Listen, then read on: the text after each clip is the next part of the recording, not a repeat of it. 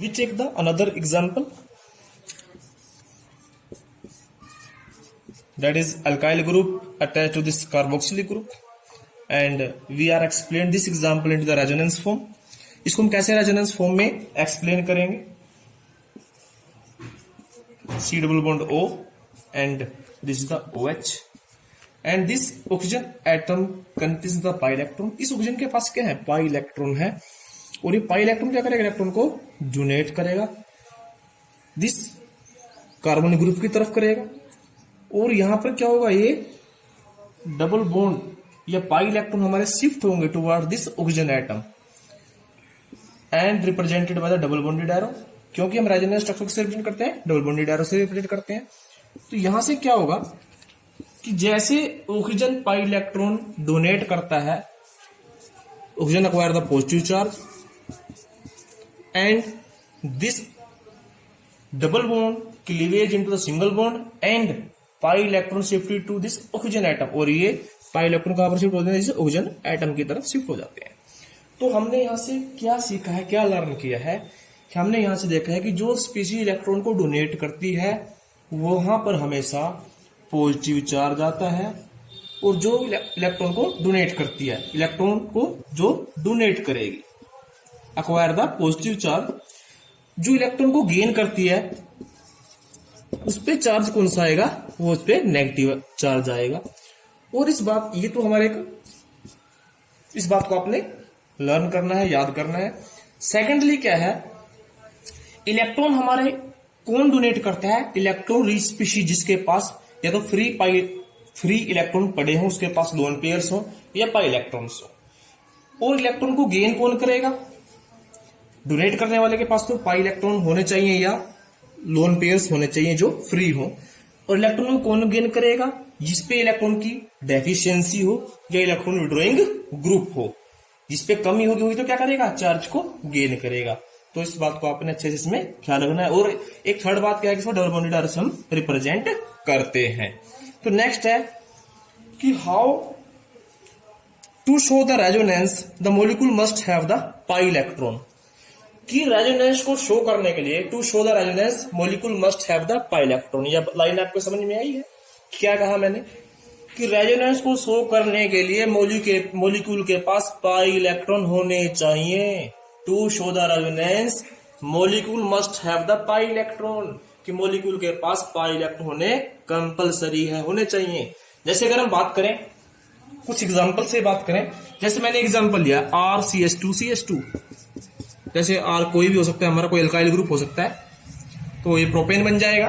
क्या इसमें pi electron है? इसमें पाई इलेक्ट्रॉन नहीं है, तो ये रेजोनेंस को शो नहीं करेगा। ये वाले एग्जांपल की बात कर रहा हूं मैं, क्लियर है? नेक्स्ट, अगर ये मैं इस रिंग की फॉर्म में लूं, यहां पर हमारे पास क्या है? 2 पाई इलेक्ट्रॉन है, यहां पर भी और यहां पर भी। भाई हमने तो ये कहा था पहले कि हमारे पास पाई इलेक्ट्रॉन चाहिए, लेकिन इसमें पाई इलेक्ट्रॉन है, क्या रेजोनेंस को शो करेगा? ये भी नहीं करेगा। क्यों नहीं करेगा? क्योंकि पाई इलेक्ट्रॉन तो इसके पास है, लेकिन एक कंडीशन, कुछ फैक्टर्स भी होते हैं जो इसके पास नहीं है, इसीलिए ये रेजोनेंस को शो नहीं करेगा।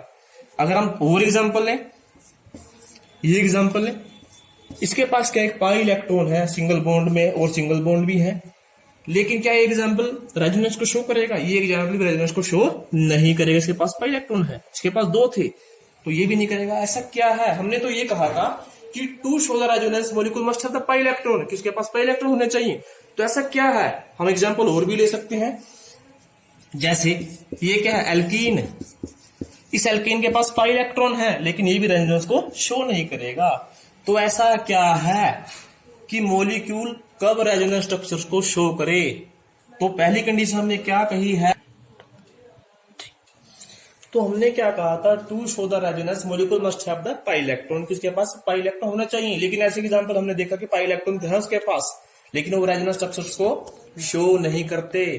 तो ऐसा क्या है कि मॉलिक्यूल के पास दूसरे से कौन से फैक्टर होने चाहिए कि वो रेजोनेंस स्ट्रक्चर्स को शो करे? तो क्या है? फर्स्ट क्या है? Conjugation system. Conjugation system, conjugation system क्या होता है? कंजुगेशन सिस्टम मीन्स उसके पास फर्स्ट कंडीशन तो वही रहेगी कि पाई इलेक्ट्रॉन होने चाहिए। लेकिन क्या है, अल्टरनेट सिंगल और डबल बॉन्ड होने चाहिए। अल्टरनेट कैसे कि नंबर 1 क्या है, alternate double bond CH2 double bond CH and CH double bond CH2। ये क्या है, डबल बॉन्ड, सिंगल बॉन्ड और फिर क्या है, डबल बॉन्ड। तो double bond, single bond, double bond, that is the alternate single and double bond.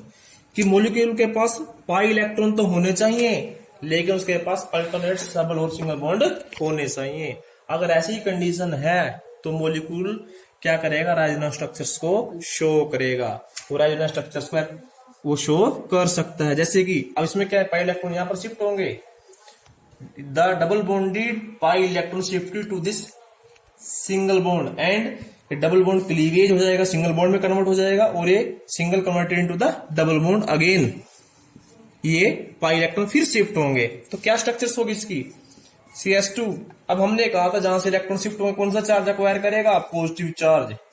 और यहां पर क्या हो जाएगा, ये डबल बॉन्ड बन जाएगा CH, और ये डबल बॉन्ड फिर सिंगल में कन्वर्ट हो जाएगा, और ये CH2 कौन सा चार्ज एक्वायर करेगा, नेगेटिव चार्ज।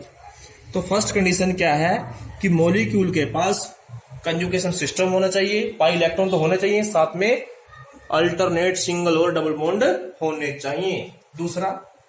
दूसरी कंडीशन ये है कि मॉलिक्यूल के पाई इलेक्ट्रॉन के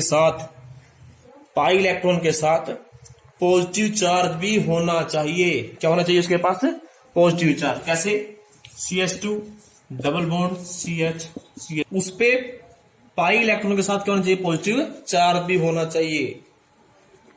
तो वो भी क्या करेगा, रेजोनेंस स्ट्रक्चर्स को शो करेगा, वो भी रेजोनेंस स्ट्रक्चर्स दिखाता है। तो ये क्या होगा, ये डबल बॉन्ड जो पाई इलेक्ट्रॉन है शिफ्ट किसकी तरफ होंगे, CH2 पॉजिटिव की तरफ।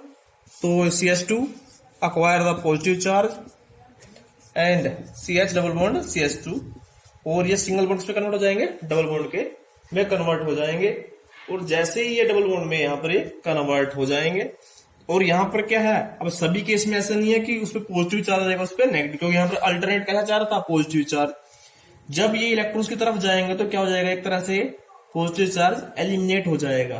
क्लियर है, क्योंकि पॉजिटिव पे जब इलेक्ट्रॉन जाएंगे, नेगेटिव चार्ज जाएगा तो क्या हो जाएगा, एक तरह से न्यूट्रल हो जाता है और ये पूरी तरह एलिमिनेट हो जाता है। तो कार्बन क्या से चार्ज लेगा, पॉजिटिव चार्ज लेगा। थर्ड कंडीशन क्या है कि पाई सिस्टम के साथ नेगेटिव चार्ज भी होना चाहिए, पाई इलेक्ट्रॉन के साथ। तो CH2 डबल बॉन्ड CH कौन सा होना चाहिए, नेगेटिव चार्ज स्पीसीज भी होने चाहिए। तो पाई इलेक्ट्रॉन फिर शिफ्ट होंगे और किस में कन्वर्ट हो जाएंगे, या अब इस केस में क्या हो सकता है, वो जब ये इलेक्ट्रॉन की तरफ शिफ्ट होंगे तो क्या होगा, यहां पर ये CH2 ये सिंगल ये पॉजिटिव चार्ज में कन्वर्ट हो जाएगा, and CH double bond CH2 ये नेगेटिव चार्ज की तरफ चले गए हैं, और ये कार्बन ने कौन सा कर लिया है, पॉजिटिव चार्ज। तो पाई इलेक्ट्रॉन के साथ क्या होना चाहिए, नेगेटिव चार्ज स्पीसीज भी होनी चाहिए, तो ये किसको शो करता है, रेजोनेंस स्ट्रक्चर्स को शो करता है। और फोर्थ एग्जांपल में क्या करना है आपने कि पाई इलेक्ट्रॉन के साथ कोई लोन पेयर स्पीसीज हो, जैसे यहां पर क्या है, नाइट्रोजन के पास क्या है, लोन पेयर स्पीसीज है, तो यहां से क्या होंगे, इलेक्ट्रॉन हमारे शिफ्ट होंगे, तो किसमें कन्वर्ट हो जाएगा, ये CH2 नेगेटिव CH ये डबल बॉन्ड NH2 पॉजिटिव, इस पे कौन चार्ज आ जाएगा, पॉजिटिव चार्ज। और क्या हो सकता है, पाई इलेक्ट्रॉन के साथ फ्री रेडिकल स्पीसीज भी होनी चाहिए। क्या होनी चाहिए, फ्री रेडिकल स्पीसीज। जैसे हम एग्जांपल लेते हैं CH2 फ्री रेडिकल, ये कौन सा है, फ्री रेडिकल। तो यहां से क्या होगा, रेडिकल अगर यहां से जैसे पाई इलेक्ट्रॉन शिफ्ट करेंगे तो क्या हो जाएगा, एक डबल बॉन्डेड में कन्वर्ट हो जाएगा, यहां पर क्या जाएगा, फ्री रेडिकल। वैसे तो क्या होता है, होमोलैटिक फ्यूजन की तरह होता है। तो यहां पर ये स्ट्रक्चर्स कैसे शो होगी हमारी, CH2 यहां पर क्या जाएगा, फ्री रेडिकल आ जाएगा, and CH double bond CH2। तो कौन सी कंडीशन है कि पाई इलेक्ट्रॉन के साथ के अल्टरनेट सिंगल और डबल बॉन्ड होने चाहिए फर्स्ट पॉइंट में। सेकंड में पाई इलेक्ट्रॉन के साथ पॉजिटिव चार्ज स्पीशीज होनी चाहिए। थर्ड एग्जांपल में पाई इलेक्ट्रॉन के साथ क्या होना चाहिए, नेगेटिव चार्ज स्पीशीज होनी चाहिए। फोर्थ एग्जांपल में पाई इलेक्ट्रॉन के साथ हमारे पास किसी स्पीशीज के पास लोन पेयर ऑफ इलेक्ट्रॉन होना चाहिए। फिफ्थ में क्या होना चाहिए, उसके पास पाई इलेक्ट्रॉन के साथ एक फ्री रेडिकल स्पीशीज भी होनी चाहिए। ये एक तरह से होमोलेटिक वे में भी मूव कर सकता है।